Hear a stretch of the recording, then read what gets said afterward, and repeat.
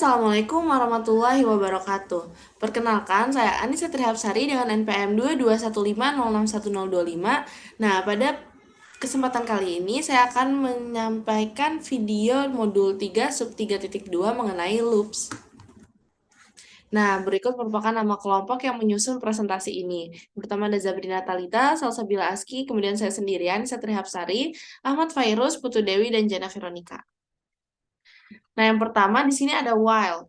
Perulangan while pada Python dapat dipresentasikan sebagai berikut. While conditional underscore expression titik 2 instructions. Nah, while ini terdapat beberapa persamaan dengan instruksi if. Meskipun sintaksnya hanya berbeda pada penggunaan while dan if, namun terdapat perbedaan semantik lebih penting yaitu ketika kondisi terpenuhi, if menjalankan aksi hanya sekali sedangkan while akan berulang selama kondisinya bernilai benar atau true. Nah, hal penting yang perlu diingat mengenai while ini, jika ingin menjalankan lebih dari satu statement dalam satu while, maka harus membuat indentasi semua instruksi. Nah, untuk serangkaian instruksi yang dieksekusi dalam while, loop disebut loops body. Kemudian, jika pada kondisi awal false atau salah, maka instruksi yang terdapat pada while tidak akan dijalankan sama sekali. Nah, selanjutnya ada infinite loop. Nah, perulangan tak terhingga adalah serangkaian instruksi di sebuah program yang berulang tanpa batas. Jadi, while true, print, I'm stuck inside a loop. Nah, perulangan ini akan menampilkan output I'm stuck inside a loop tanpa batas. Karena tidak ada batasnya, karena dia merupakan infinite loop. Nah, kemudian terdapat loops for. Perulangan ini merupakan perulangan lain dari Python yang lebih mementingkan perhitungan pada loop daripada memeriksa kondisi, yaitu for.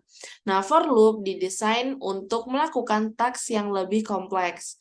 Jadi, untuk contohnya seperti di bawah ini, for i in range dalam kurung 100, terus do underscore something, pass. Nah, untuk perulangan for, kata kunci for membuka perulangan for, tidak ada kondisi setelahnya. Kondisi diperiksa secara internal tanpa intervensi. Nah, variabel setelah kata for adalah variabel control dari loop.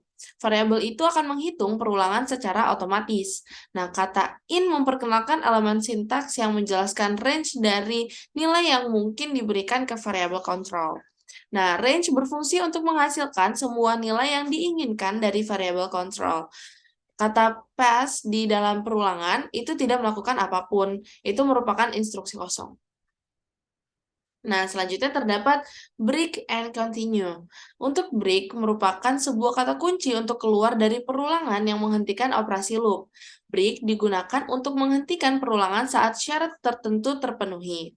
Saat break dijalankan, program akan keluar dari perulangan dan melanjutkan eksekusi program di luar perulangan.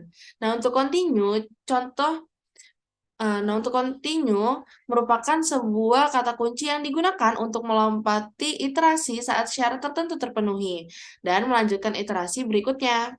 Saat continue dijalankan, program akan melewati blok kode yang ada di dalam perulangan dan langsung melanjutkan ke iterasi berikutnya serta menghentikan operasi loop. Lalu melanjutkan instruksi program setelah perulangan berhenti. Nah, selanjutnya terdapat else. Else juga digunakan pada perulangan while dan for di Python. Else akan dijalankan setelah perulangan selesai dijalankan selama dalam perulangan tidak diakhiri oleh break.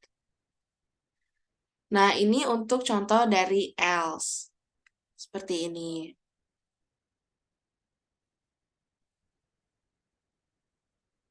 Cukup sekian penjelasan untuk modul 3, subbab 3.2 mengenai loops dari saya. Jika terdapat kesalahan, saya mohon maaf. Saya akhiri. Wassalamualaikum warahmatullahi wabarakatuh.